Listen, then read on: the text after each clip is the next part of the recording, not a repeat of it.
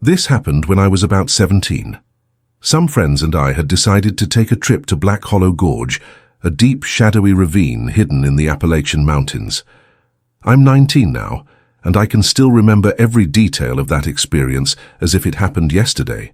It was the summer after graduation, and 6 of us, me, my best friend Caleb, his girlfriend Elise, my girlfriend Rachel, and our friends Marcus and Lila, had planned a 3-night camping trip.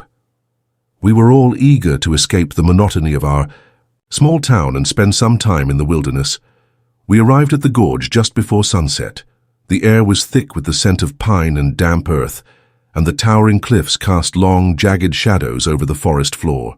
We set up our tents in a small clearing near the edge of the gorge, close enough to hear the faint rush of the river far below. The spot was familiar. We'd camped there before, but this time something felt off. The usual chorus of crickets. And owls was absent, replaced by an eerie silence that made the hairs on the back of my neck stand up.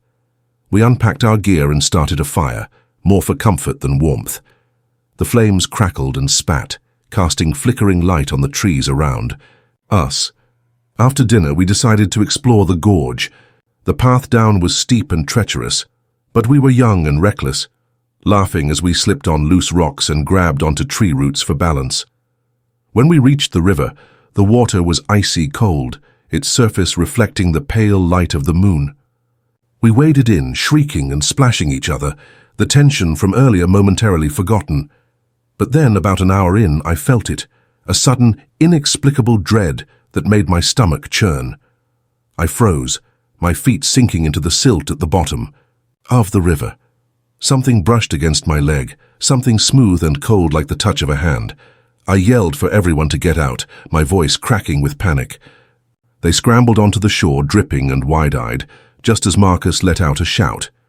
He stumbled backward, holding up a long, twisted branch covered in slimy moss. "Relax, man," he said, trying to laugh it off. "It's just a stick." But I couldn't shake the feeling that something was wrong. We dried off and climbed back up to the campsite, the mood noticeably darker. The fire had died down to embers, and no one spoke as we huddled around it, staring into the glowing coals. Around midnight, I glanced toward the edge of the clearing, and saw it, a figure hunched and motionless, its silhouette barely visible against the trees. I whispered, "Do you see that?" Everyone turned, but by the time they looked, it was gone.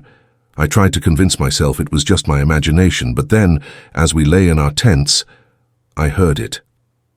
A low, guttural moan, like the sound of wind through a hollow tree.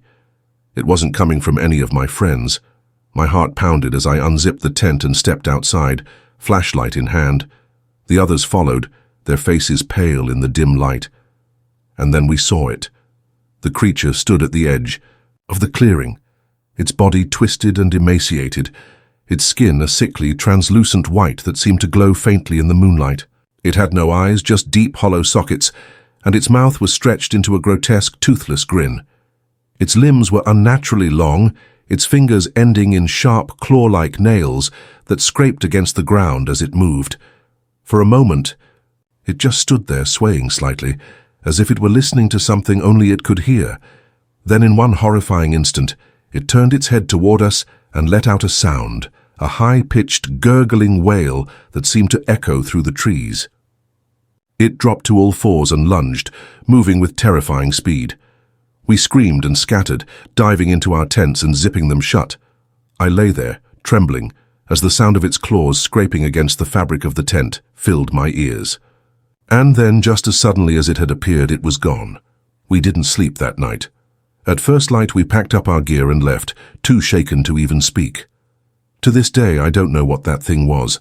Some kind of animal, a hallucination, or something far worse. But I do know this. I'll never go back to Black Hollow Gorge, and if you ever find yourself there, listening to the silence of the forest, remember this story, and run.